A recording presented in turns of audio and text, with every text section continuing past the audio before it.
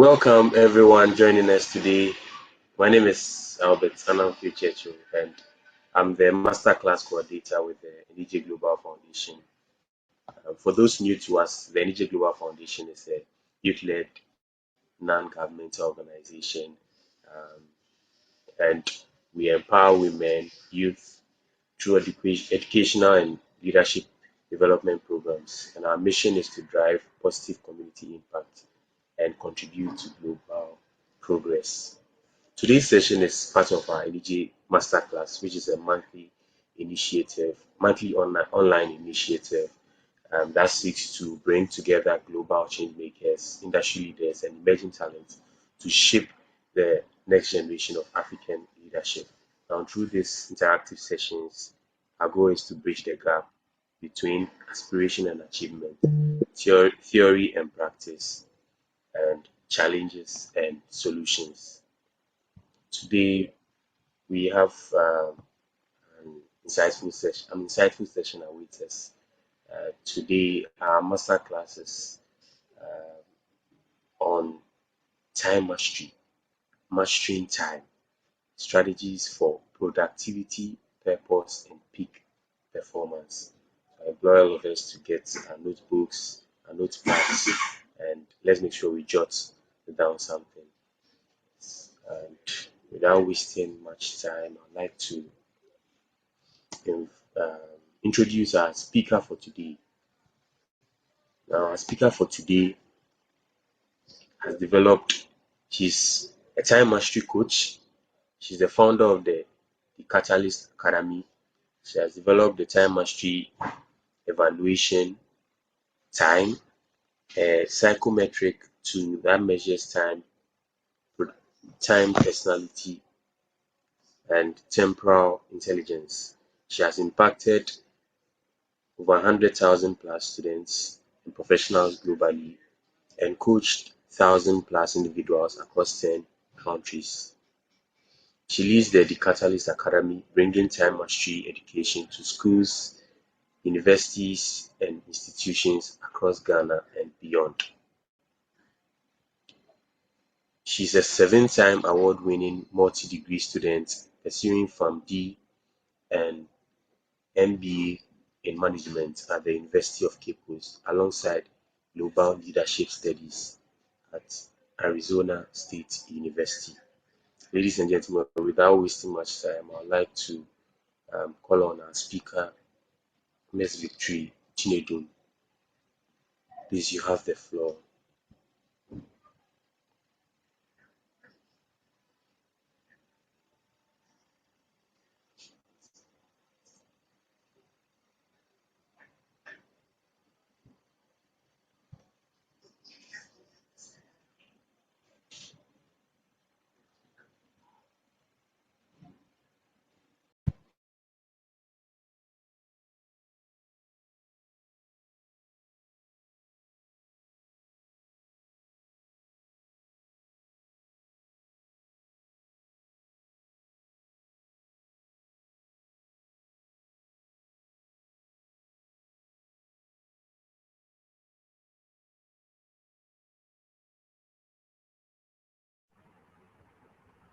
Okay. Am I audible? Please, can you hear me? Am I audible?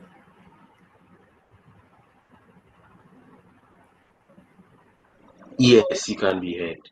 I didn't know all this while that I was on mute. I was talking and I realized that it was actually on mute. So I'm glad I finally found that out. Okay, thank you very much for the opportunity and for being here today. Thank you so much, Mr. Albert, for the introduction and then for the initiative as well. Okay, so I think I won't say so much. I'll just go straight to what we have for today. So when Mr. Albert reached out to me, he gave me the theme for the session or for the class, and I kept reading it separately just to make sure that I get conversant with the theme. And the theme was mastering time, strategies for peak performance, productivity, and The last one was I think it was Mr. Albert. What was the last one? It was productivity, peak performance, and the last one. Oh, please, am I audible? Hello. Yeah, you can be Yeah. heard. So the topic is mastering time, strategies for productivity, purpose, and peak performance. Yes. Purpose. Yes. Thank you. So it's a whole session in its own. It's a 3-in-1. And so we'll pick each of them one by one so that by the end of today's session, you would know how to discover your purpose. You would identify how to be more productive, and then you would also identify how to reach peak performance. Okay, I made some slides. Now, the AI slides are really, really trending, and then someone told me to try it out. So I decided to try it out. At least I'm trying to be a Gen Z here. So I'll put that here, and then would work with that so that I add words to whatever, or yeah, so I'll add the visual aspects, whatever I'll be saying to you today. Okay. Now I have a question for you. I need this to be very, very practical, and uh, I need to be a conversation between you and myself. So I have a question for you, and anyone can just unmute and then speak, right? Now the question is, what do you desire for yourself? So that's the first question. What do you desire for yourself? So you cannot unmute and then just say it. I desire this for myself. And then the next question you then move on to is, where do you want to see yourself in the next 5 years? So these are the two questions I would need answers to. So anyone on the call can just unmute and then speak. Or I should mention names. Yes, anyone can unmute and speak. Okay, I see Elena. Please forgive my name pronounced the name right. Elena, what do you desire for yourself? Whether you're a student, you are working, what do you desire for yourself? This is a coaching session, sort of. So there has to be communication between you and myself. Yeah. So Elena, please unmute and then tell us. Just say something. What do you desire for yourself?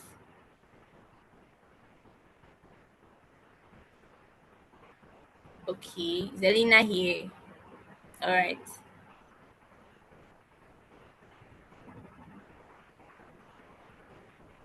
Elena, you're unmuted and you muted again. Okay. Any other person? Let's make it real quick. Just unmute and then tell us, what do you desire for yourself? Where do you want to see yourself? First of all, where do you want to see yourself?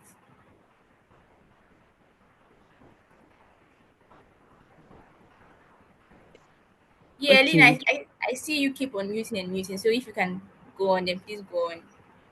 please can you hear me?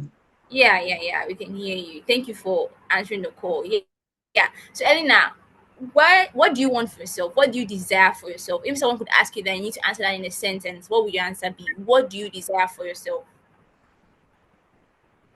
Okay, I desire to be someone that when I look back on, I'll be proud of myself.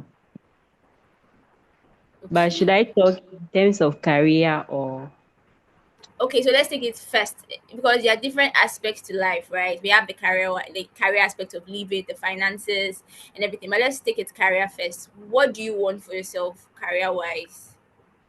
okay, so currently I'm a computer science student and I want to become a data scientist.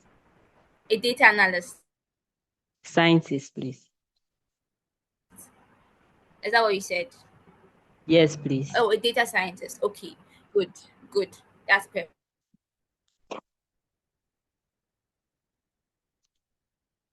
So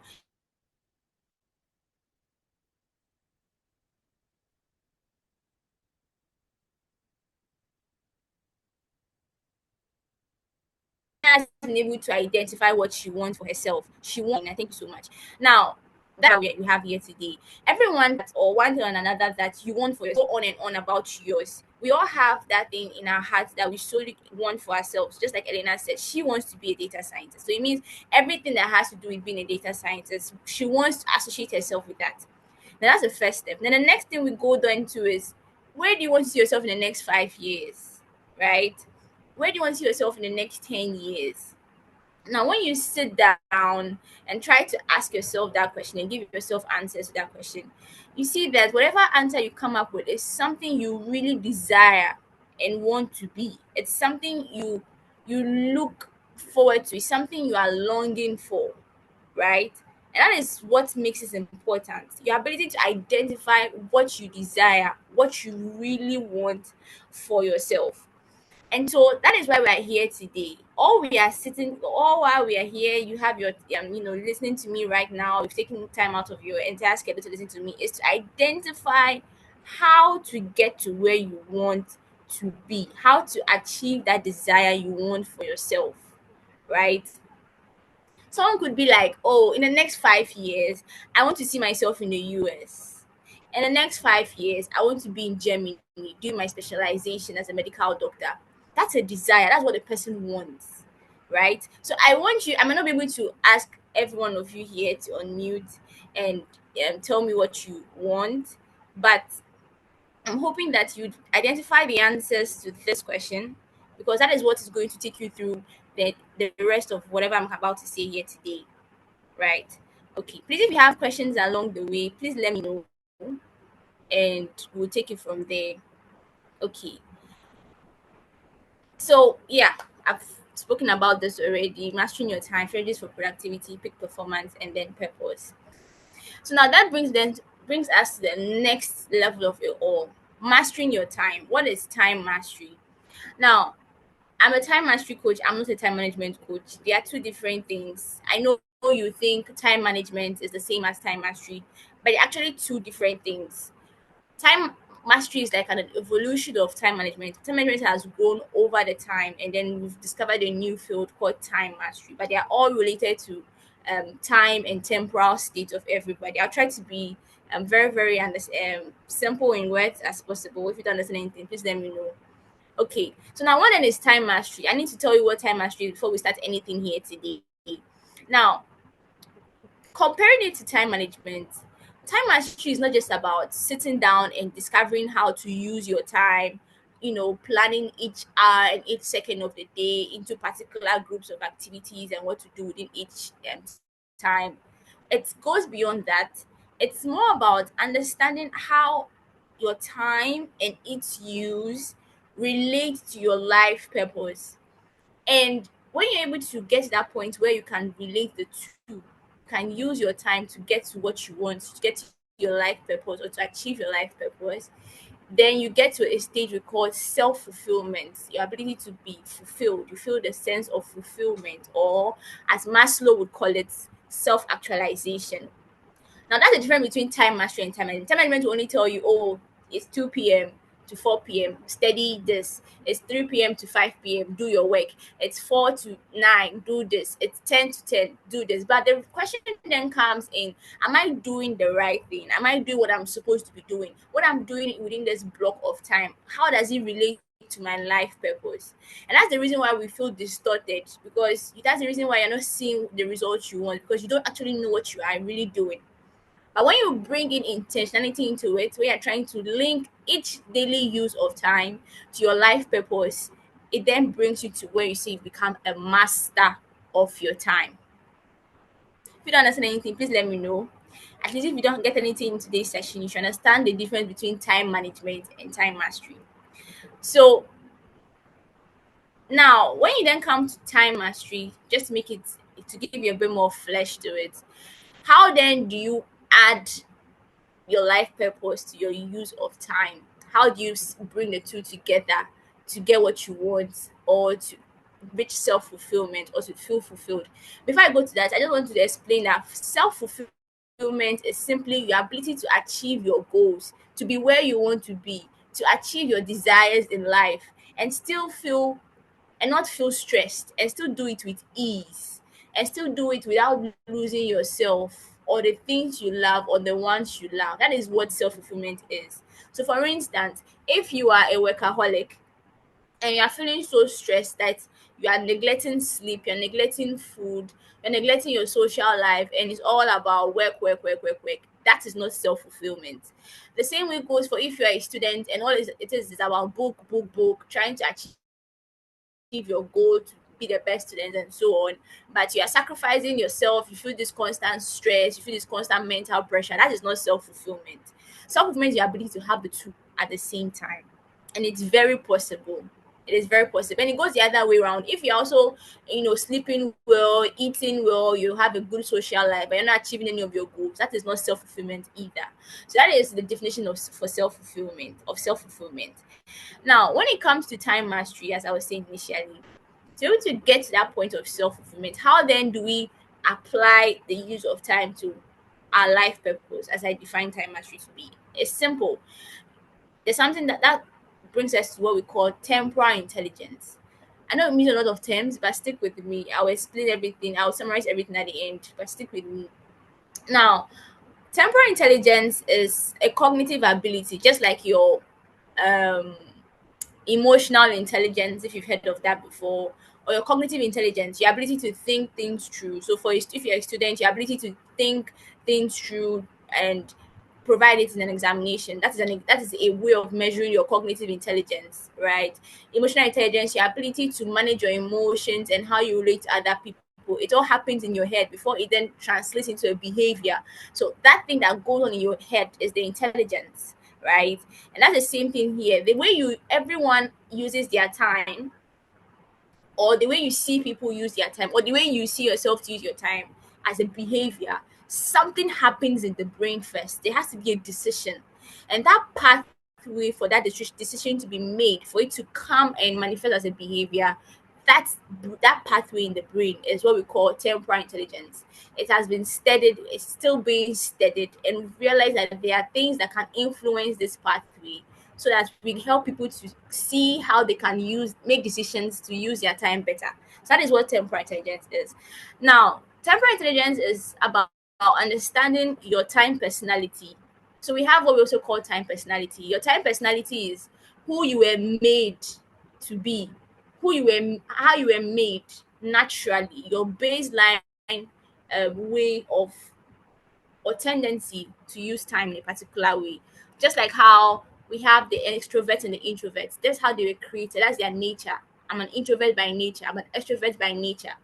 But then when they come into the world and then they get socialized and they start learning, then they have to apply also what we call thinking pathways to then implement their introverted nature or their extroverted nature, or change their introverted nature in a particular way, or make particular decisions in a particular way. So that is the same principle here. So your ability to understand your time personality, using and building your using and building your temporal intelligence, that then makes you a time master of a sort. So your ability to understand your personality, have a particular level of temporal intelligence, and using that intelligence in a way that serves you better, makes you a time master. Please, do you understand everything so far? If you actually react, I won't see, because I'm off that particular um Yes, we view. do. Okay, sure. Thank you. Then let's move on. I'm hoping that this has been a good foundation. If you understand anything, please let me know. Okay. Now that we know what time mastery is and why the theme of this session is mastering your time, and why it's important to master your time, in a brief kind of way to show you how you could master your time, we can now go into the exact details, right? Now, at the beginning, I tried to ask you questions about your why, where you want, what you want to be, where you want to be in 5 years time, and all that. That was an attempt on how to help you discover your purpose. So I work with um people all the time, and when I before we start anything, before I start dishing out anything, I start blowing. When people meet you as a coach, there are lots of expectations. They expect you to change their lives in 2 hours, right? So people have that high expectation about what is that big thing she's bringing, and then when I just come in and I start with this very simple question, it kind of throws them off. But it's very important. It's the foundation, because this answering this question helps you to understand your purpose. You see, in life, without purpose, you can't achieve anything. Purpose is your motivation. Purpose is what keeps you going. Purpose is what pushes you through. So if you don't have purpose, it's just like something I call the paper plane state. See, when we're kids, You fold the paper, and then you throw it around as a plane, and you realize that when you throw it, it's flying, but it's not flying because it has an inherent ability to fly. It is flying because the wind or the air around is controlling it. So when you want to fly your paper plane, you want to do it when it's windy, right? That's when you have the fun of it. And that's the same thing here. A person without purpose is more of like a paper plane, because you are not going to direct your life the way you want to go or the way you should go. It's going to be based on a lot of external environmental forces. And trust me, just like a paper plane, you would definitely fly for some time and fall down again. That's just the rule of life. Being direct about what you want keeps you grounded, keeps you moving, takes you there, right? So what kind of life do you desire? I think we've spoken about that. Try and define that based on your finances. Where do you want to be? Of course, we all want to be rich, right? We all want to have the money. If you even look down, the reason why we are all sitting here right now is because of the money. We want to figure out how to do better in life so that we can make more money and live. It all goes down to making more money. Define it. Career wise, where do you want to be? Elena says she wants to be a data scientist. So it means whatever she has to do to be a data scientist, she has to start doing it today. She has to get to that point eventually in the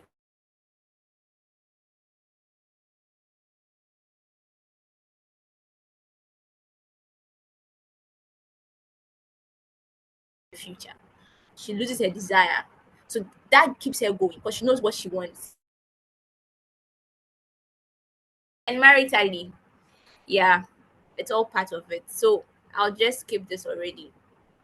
So now, still on helping you identify your purpose. So I'm still on that purpose aspect. So be able to identify your purpose, I've told you that I need to know your why.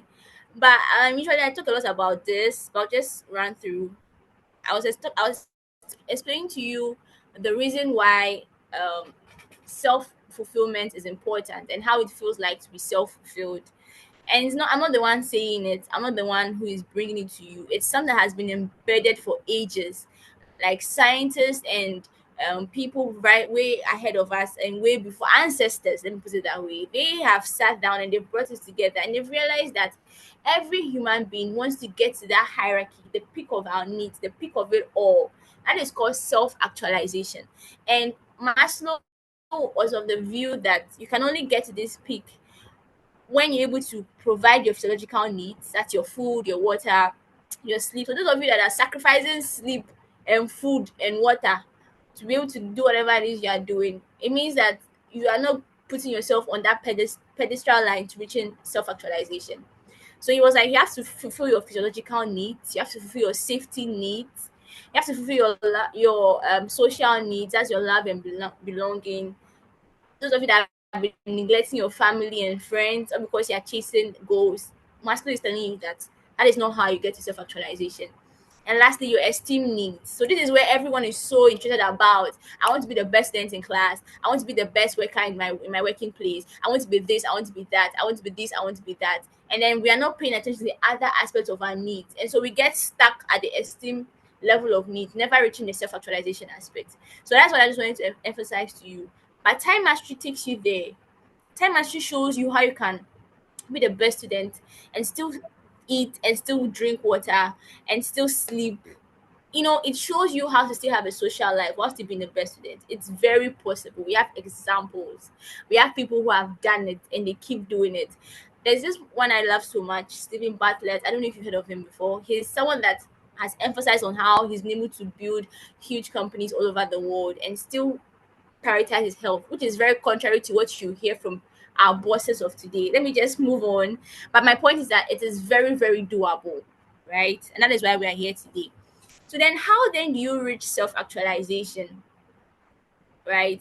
The reason why Elena wants to be a data scientist is so that eventually she can have all her self-esteem needs. I mean, she can be whoever it is she wants to be career wise, financially, then she could be making the money. But at the same time, she wants to still do that with ease. She still wants to do that whilst having a family. She still wants to do that whilst having a good, healthy life, right? So that is what all this is about. All this is all about figuring out for ourselves how to reach self-actualization. How can I achieve my goals and still be the best that I can be? Right? How can I live the best life? So how then do we reach self-actualization? That's the only answer I'm bringing to you today. As a time mastery coach, the answer is simple. Become the master of your time. Right? Become the master of your time. And you realize that when you reach self-actualization, that is you reaching your peak performance, right? I'm just trying to let you know that this is not different from the theme of the masterclass. Your ability to reach peak performance, you're doing so well, you're at the peak, you're doing well, and nothing is bringing you down. If you are achieving all the goals in this world, all the desires of this world, but you health wise you're not fine. I mean, you could easily fall at any time, you could easily die at any time. Okay, the person could easily die at any time, and he or she will lose all that.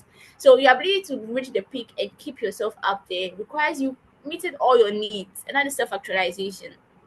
That is your peak performance, right? So I've showed you how to define your purpose. I'm now showing you how to reach your peak performance, and that is, in other words, self-actualization, and that is through time mastery. That's the only answer. Time mastery. Now, so Victory, you said a lot about time mastery. Yeah, understanding that I have to know my time personality and then build my temporal intelligence over time via learning. So how then do I do it? How do I make it practical? So this is something that has come up, or that we've put together through years of research. We even currently have one ongoing, where we have people we are still communicating with and interviewing, and we are getting so much, and we're learning a lot from people as to how this works, and the journey has been amazing. And based on all our research and from everything that we already have, our predecessors and our ancestors have laid down, to reach time mastery, you need four things. The first thing is that you should know your personality. I'm not really seeing anything going on in the over here, so I'm hoping that if you have any question, let me know. Okay. Yeah. So the first thing is you should know your time personality. Remember, I said something about time personality. God has created us in particular ways in which we all relate to time. So, for instance, you see that this is a let me use students, because I think being students, or even at work, in your workplaces, or being a student, you realize that this person is always busy, but and still achieves goals. And this other person, on the other hand, looks less busy, is not always uptight, and is still achieving goals. Right? You see that the two of them are using time differently, and they are still getting their results.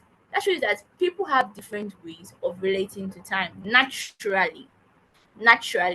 But the good thing is that temperance intelligence then comes and lets you know that whatever you already have as your natural baseline can be worked on, can be improved upon, right? By intentionally trying to build your temporal intelligence. Just like how we have courses out there teaching you about how to build an AI and artificial intelligence, there are ways you could also build your temporal intelligence and mix that up with your time personality, and then you're good to go. So you need to know your time personality first.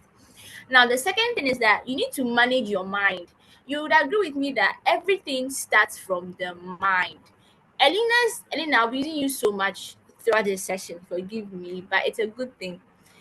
Elena's decision to become a data scientist, and for her to say it out here today, it all started in her mind. There was a decision, there was something she saw, there was something she thought, there was a point she had to get to. So you realize that your ability to set goals, to have desire, and to commit that desire to goals, and to set those goals, and to pursue those goals, all starts from the mind. So if you don't manage your mind, if you don't control your mind, let me use the word control. If you don't guide your mind, let's use guide. If you don't guide your mind, it means you're actually not going anywhere, right? At times you realize that you set goals. I want to do this today by 2 p.m. Trust me, a lot of people decide to make this meeting. Some people saw the link, and then the flyer was like, oh wow, I need this. Oh wow, I need this. And they just, oh wow, I need this. But you realize that, oh wow, I need this is not enough to make you be like get you to be here at this point. You agree with me? A lot of things went through your mind. It had to be intentional. Oh, I need this. Okay, what time is it? 7 p.m. What will I be doing by 6:30? It all happened in the mind. Okay, I'll make sure that by 6:45 I'll be done with it so I can be able to sit down by 7 p.m. Right? Okay, now it's 7 p.m. Hey, something should remind me it's 7 p.m. Let me click the link and join. It's happened in the mind. And then your ability to manage your mind, or the variations we see in how people manage their mind, or in how the participants manage their mind, influence the number of people, or the ability to see some people here at this point and some aren't. So it all starts from your mind. Now the next thing is manage your time. Okay, oh wow, I need this, I need to be here. Okay, I'll be doing something from 5 p.m. to 6 p.m. Okay, it could actually take me 3 hours. I could finish by actually 8 p.m. But I also need to be there at the meeting by 7. So can I plan and start earlier so that I finish before 7 p.m.? Okay, if so, what time do I start? Okay, what can I clear out so that it allows me to achieve everything I need to do before 7 p.m.? That is where the management of your time now starts coming in, scheduling, intentionally scheduling and planning the time, right? So manage your mind, manage your time, and then lastly, manage people. Now, you see that everyone is emphasizing on manage your time, manage your time, manage your time. They're only taking an aspect of the entire process that is involved in making decisions on how to achieve goals, right? No one talks about managing people. But you realize that people are the biggest distractions we have, people are the biggest interruptions we have.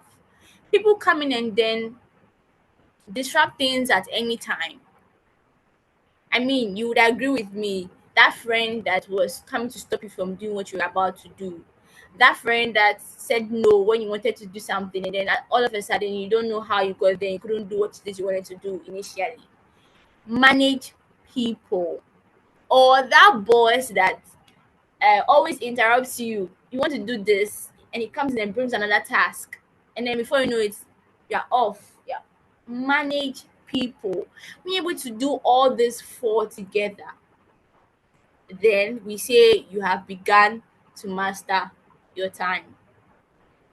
Being able to manage your mind, manage your time, manage your people. That is you intentionally building your temporal intelligence. And so when you add that up with knowing your personality, then you become the master of your time. Okay. Now, I think I've said this already. So temporal intelligence is about aligning with your mind and making your mind align with you, and then structuring your time, and then adapting to people and making people adapt to you. I always tell people I speak with, it's not just about adapting to people. That's not fair. I feel that's the most self-neglecting statement to make. Adapt to people and also teach people how to adapt to you, right? Okay, I'm not here to go into details on that, but that is something you need to know. Okay, now the next thing we then talk about is your type personality. So that's what I want to really, really emphasize on today, because I can't teach everything in 2 hours. Like I always say, I can't. People expect that once I meet Victory in 2 hours, my life will change. No, and besides, I'm not here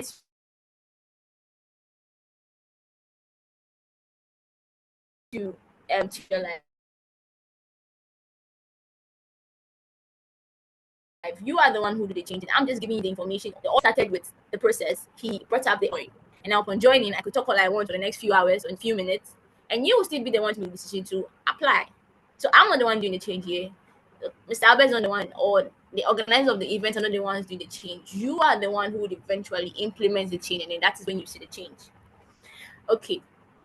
I would really want to emphasize on the type of personalities today so that you would know your type personality. And then with what I've really taught you about intentionally building your temporal intelligence, when you add that up, then it helps you to know how to master your time so that you can know your purpose, build your productivity, and then at the end you reach peak performance. Please, are we fine?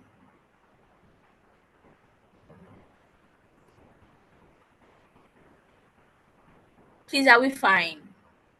Okay, thank you for the reactions. Okay, then let me keep going.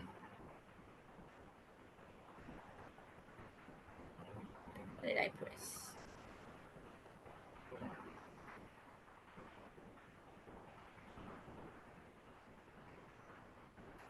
Okay.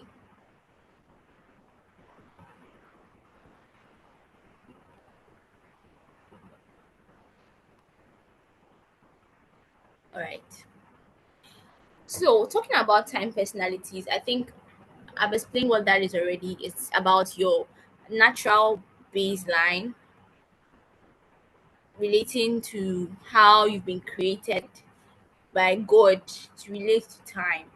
But what I want to emphasize on is that you can't say because you're an introvert, God has made you an introvert, or you were created to be an introvert.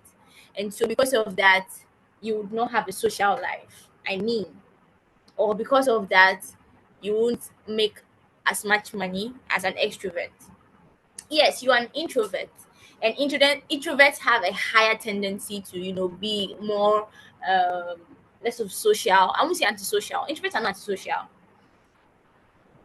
There's one thing I've made a life purpose to debunk every single time I'm speaking, as much as I can. People think introverts are antisocial, while extroverts are the social ones. No, the definition of introverts is rather an introvert is someone who prefers to recharge or recalibrate in somnolence or in silence. Let me no, I won't really say silence, but in isolation. Yeah, that's the word, isolation. Whilst an extrovert is rather recharged and recalibrate when he or she is around people. It has got nothing to do with being antisocial. So you can see an introvert that is so social, so confident, so out there, has so many friends, always out there. But what would differentiate him or her from being an extrovert is not that. It's how does he or she want to recharge? How does he or she recalibrate? So you see an introvert after all of that come in and then want to have some alone time to recharge. That is the difference between an introvert and extrovert. So I've had people who have held themselves down with this definition. Oh, I'm an introvert, so I won't go for that conference. I'm an introvert. I'm an antisocial person, so I won't take it. I won't take that entrepreneurship role. It's not my thing. I can't do it. I'm an introvert. Well, no. We have introverts that are big time businessmen and businesswomen all over the world. So that is one thing that I want you to, if that's what you think is the definition for introversion or extroversion, I want you to change it today. And that's the same thing for your time personality. I don't want you to live here thinking, oh, I'm tachytropic, so I can't relax. No, I am this, so I can't learn to be impatient, to be a bit more patient with people. I don't want to learn how to non multitask or whatever. No, that is who you are. But that is why God has given us intelligence so that you can use and know your personality, know how to improve your personality, know how to use your personality and still achieve goals. That's why He has given us intelligence, right? That's why God gave us intelligence. That's why He gave us choice. He made us who we are, and He still gave us the ability to make decisions. He could have said, "Oh, all introverts always be in your room. All introverts get everything easy because you won't be going out. So just get everything easy from your rooms. While extroverts, since you'll be going out, just worry, just keep going out and keep getting the things." No, He still gave you choice. He still gave you decision, and that one and the way and giving you decision, He gave you intelligence so as to be able to make decisions, right? So I just want to emphasize that. Let's just keep moving.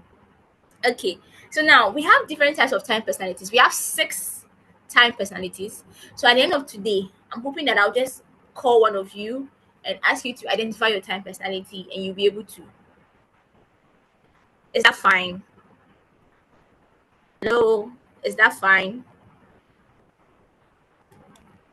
Well, let me see the reactions. By the end of today's session, I'm hoping that I would be done, and I would ask you to identify your time personality, and you'll be able to. Is that fine? Let me see some Yes, reaction. I'm not please. moving on without any reaction. No. Okay. Thank you. Thank you. All right. So let's move on. Let's move on. We need to wrap up. Yeah. So what we have the first type of personality. I said there are six. The first type is the tachytropic.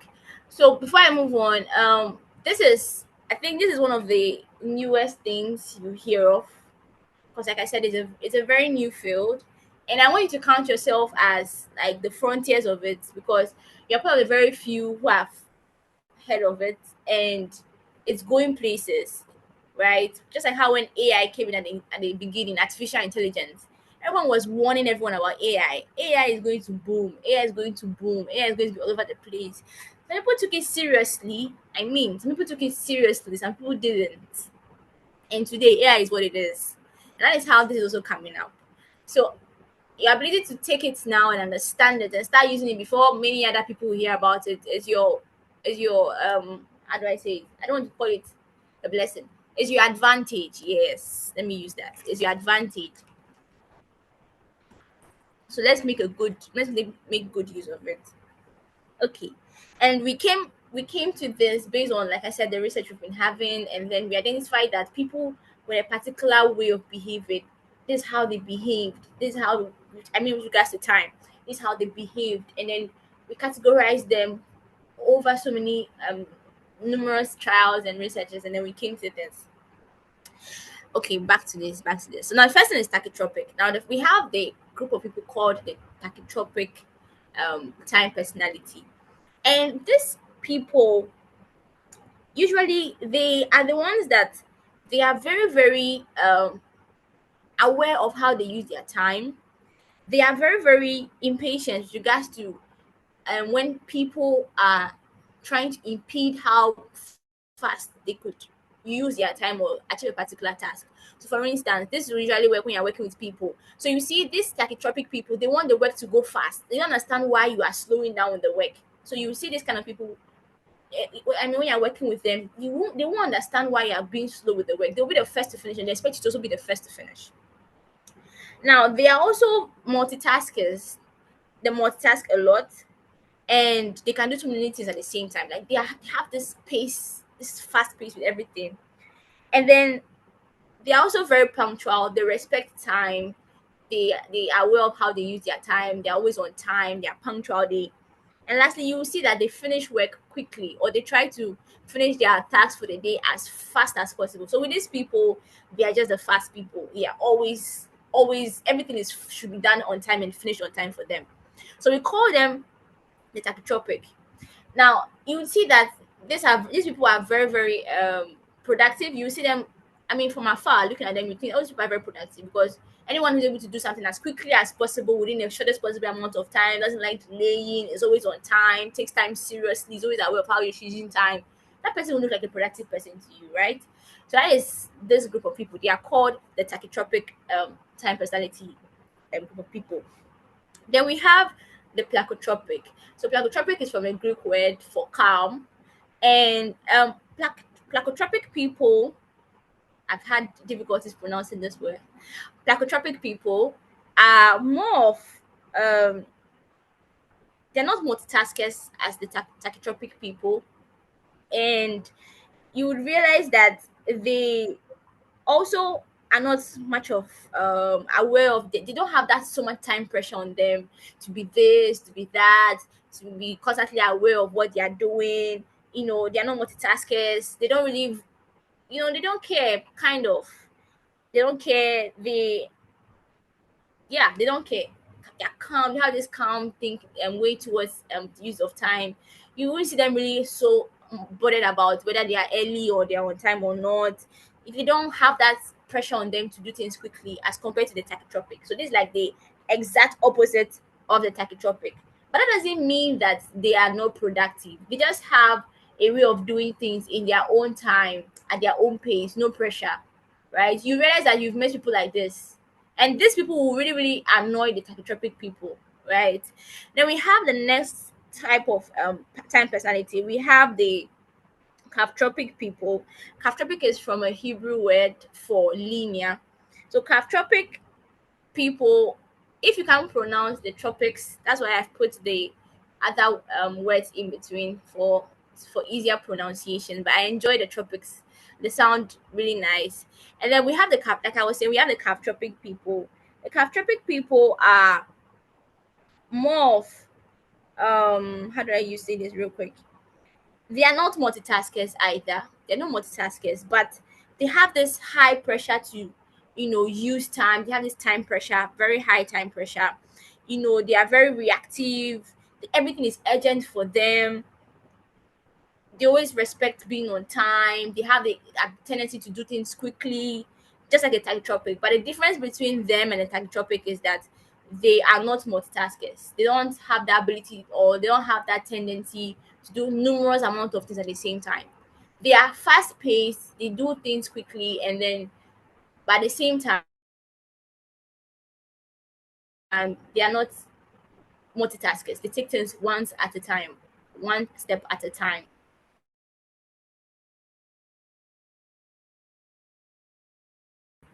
Okay, and then we have the philanthropic people. We call them the unbound. They are more of so multitaskers. They are multitaskers, but they are not having. They don't have that time pressure of the tropic or the half tropic. They are slow with regards to pace. They don't really look at doing things quickly and like pacey as the tropic would want to, and they don't also value being on time as much as the tropic would. But the good thing about these people is that they are polytaskers. I mean, they're multitaskers. They like doing lots of things at the same time. So kind of contradictory, but we have groups of people that are like that. Now, so that is the four. I've gone through four. And then we have the last two, which we have the monotropic and then the polytropic. For monotropic, they are variable. At some times, they want to be fast with things. At some other times, they want to, relax with things. At sometimes, when people are pressured, they want people to be fast with whatever they are doing. At some other times, they don't. So they have that variability with them. But with these people, they are strictly not polytaskers. They don't know how to do a lot of things at the same time. They prefer to focus on one thing at a time. And then lastly we have the polytropic. They are just like the monotropic. They are also variable. At some point they have that high pressure to high time pressure. Sometimes they don't. Sometimes they are so self-aware about how they're doing time, and sometimes they don't. At some point they are fast-paced, and sometimes they are not. And then sometimes they want to be punctual and on time, and sometimes they really don't care. But one thing about them is that they can do numerous amount of things at a time.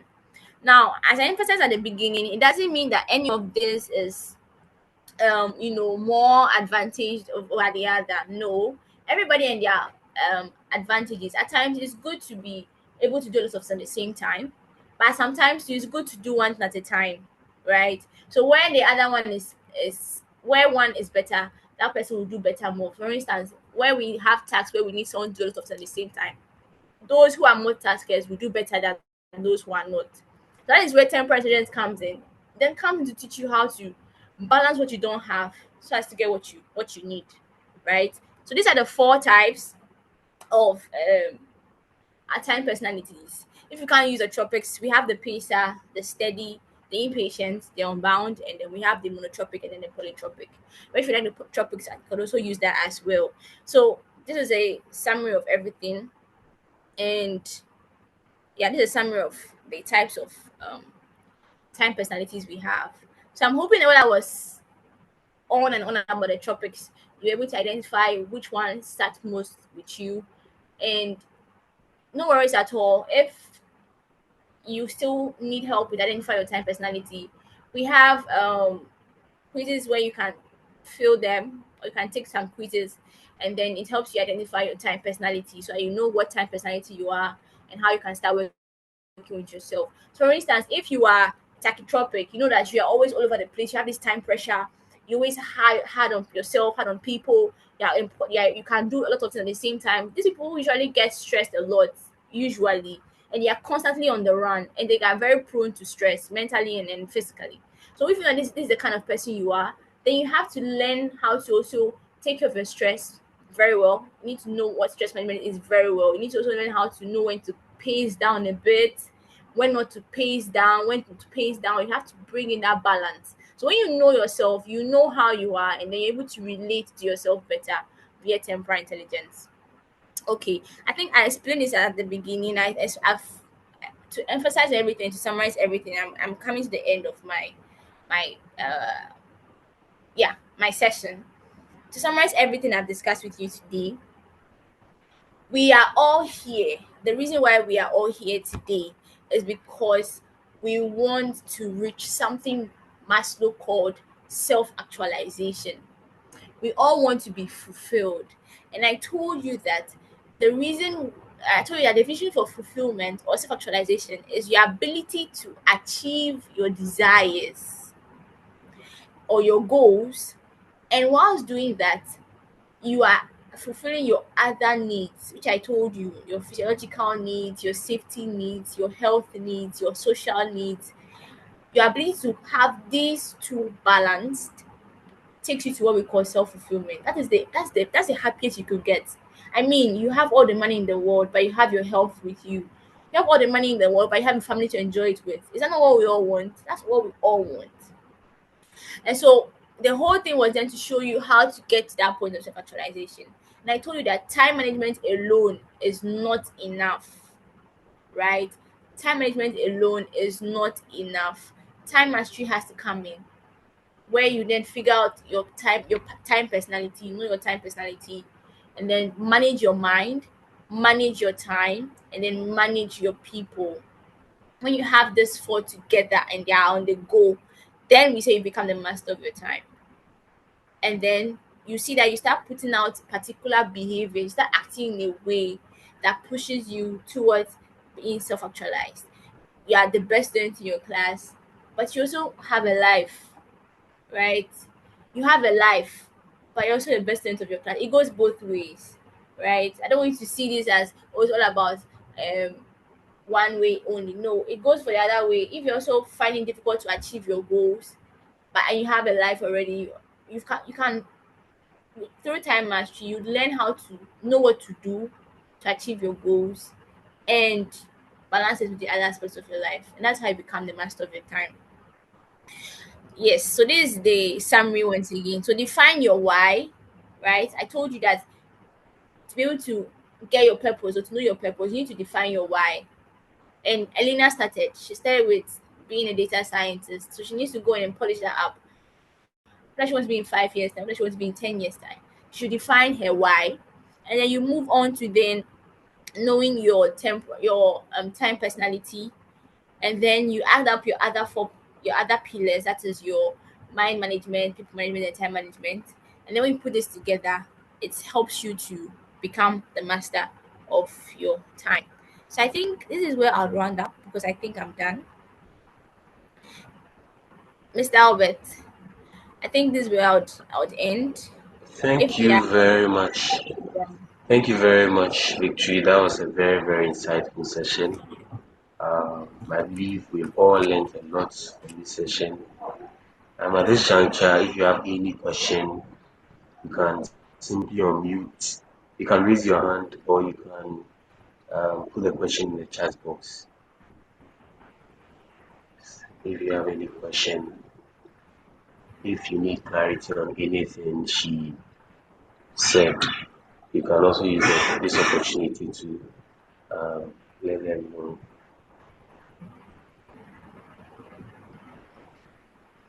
if they don't have questions, actually have a question. I said would try and identify those who have named to identify their time personality so far. So I think this is what I would ask. If that's fine with you, Mr. Albert, before you continue. Sure, please go Yeah. ahead. Yeah, so Elena, today I'm on you, eh? Were you able to identify your time personality?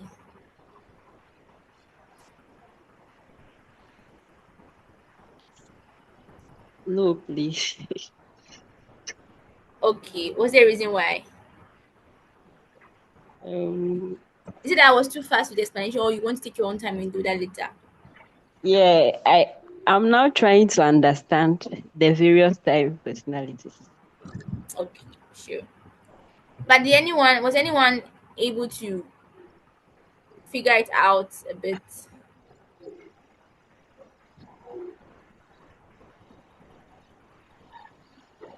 think this one there until you call them out. Oh. Okay, Esther, I think your reaction means you were able to. So what do you think you are? Which one do you think you are?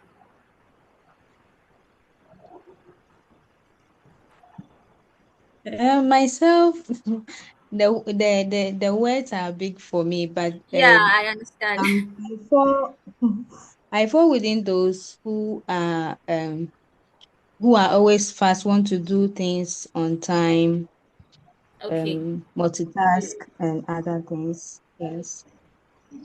So the ones who constantly multitask, they have the high time pressure on them. Did I get you right? You have the tendency to want to do things quickly. You really cherish punctuality, and that'll put you in the tachytropic. Is that right? Yes, please. Yes. Or to make it lesser, the pacer. You use the pacer. Okay, then that's fine. That's fine. That's fine. Okay. All right, then I think if one person has been able to identify their time personality super, then that's fine. Except if you want me to go through that again, I'm willing to go through that again because I want it to be that you leave here with something very tangible that can help you move to the next step. But if that's okay with you, then that's fine. So, Mr. Albert, over to you. So Queenly has a question. Queenly, you can go ahead. Thank you very much. Good evening to all of you. Please, I'm someone who struggles with procrastination sometimes. There are times I'm able to go through with my to-do list to do everything on time, but there are other times I keep postponing. I'll do it tomorrow, tomorrow. By the time I realize it's a month's time, 2 months, and I'd like you to share with me some practical steps to overcome this procrastination, to be on my toes to act or do what I'm supposed to do. Or maybe even if you can give me a mindset shift, that will help me. I'll really appreciate it. Thank you very much. Okay, Queenly, thank you for the question. So first things first, there's another myth here to debunk. People of the view that procrastination is, a time management problem. I mean, people think, a procrastinator is someone who's not able to use their time or manage their time well, but that's not true. Being ability to procrastinate is not related to your ability to use manage time or to schedule tasks. Because, like you said, you schedule it, but before you know it, you push another time. So people think it's a time management issue. No, it's actually a mind management issue. Now, so that brings us to the next aspect of it.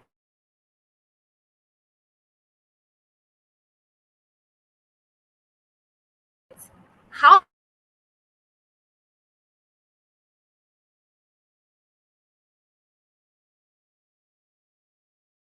can you put your mind in that state where it's ready to do task you do? For every task, a purpose to it. So they are more prone to doing tasks that are urgent and important. They are important and they are urgent. So you realize that, for instance, a student, let me use a student for example, you realize that um you're supposed to study throughout the semester, you're supposed to study, and you know deep down that you're supposed to study. But you're not just getting that motivation to study, so you keep procrastinating studying until a week to the paper. You don't just know where that energy came from, right? And then it makes you think you're a procrastinator. But the true definition to that scenario is that the energy didn't just come from anywhere. Your brain suddenly recognized that, hey, studying for this exam has now become urgent and important. Throughout the semester, it was important, but it was not urgent because there was no upcoming quiz that you need to put your efforts on or in. And so it was not urgent to you. You just saw it as important and it was not urgent. And so that's why you didn't see the urgency or the need to do it today and now.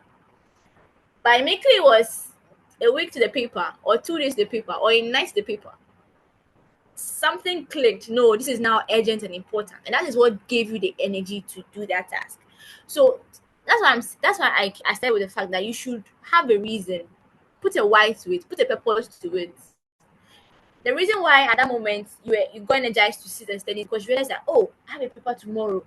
If I don't do well in tomorrow's paper, I'll get an F. If I get an F, one, people people will look down on me. I'll be seen as unserious. And two, it will affect my CGPA, and I could be sacked from school. All this happened in your head, and that was gave you a why to start studying at that moment. It was not just because of the exam in itself. Something went back, a cascade of events went back through your mind, and that gave you a why at that moment. So to overcome that situation, Queenie, it's simple. Put a purpose to that task. Put a why to that task. If I don't do this task today, if I don't do it now, how will it affect me in the next couple of days, in the next couple of months, the next couple of weeks, the next couple of years? When you're able to find that is what is going to keep you motivated to achieve the goal. So not just put tasks on your calendar or on your to-do list and expect to do them. No, you only do them when you put a why to it. You put a definition for the consequence to not achieving that task to it. Queenie, do you get me? Yes, please, I do. And that happens all in your mind. That's why I said it's a mind management issue. You have to put a consequence to that task. If you're able to put a consequence to that task, then it means that task should not even be done in the first place, because it means it's not important, right? I always recommend that focus your energy on important tasks, and depending on the urgency, then you prioritize. So if you're able to put a consequence on that task, it means it's not worth doing, and so it's not important. It's not worth doing. And so for you to be able to know a task is important, it still brings me to that thing I was saying about whys and defining your purpose. You need to know where you want to be in the next 10 years, or the next 5 years, or the next year, to be able to put a consequence not doing a particular task. So it all goes down to that, right? So define who you really want to be, your whys, who you want to be next 10 years, who you want to be the next 5 years, who you want to be by the end of 2026. And then align your daily tasks to that purpose you have defined. And then you see that it makes things easier for you. Hope I've answered your question. Yes, please, you have. Thank you All right. very much. You're welcome.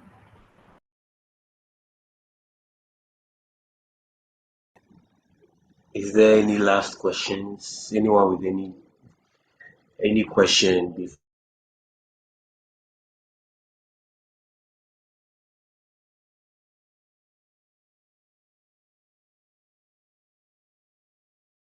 before we finally bring the session to a close? I've posted the chat box. Let's make sure you fill the feedback form. Your feedback is what helps us improve for our subsequent masterclass sessions. So let's make sure we fill the feedback form before we leave the call.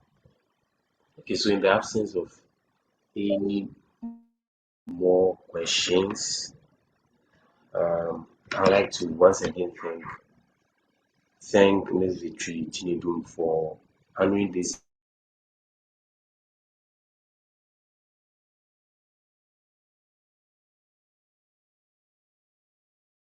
invitation and for such an insight session lately. And it's about time mastery. I didn't know there was a difference between time mastery and time management. I thought they were all around the same line. But I believe this session has opened my eyes and has given me the clarity I need to better master my time, know my time mastery personally. I think I'm a pacer. I like to get things done as soon as possible.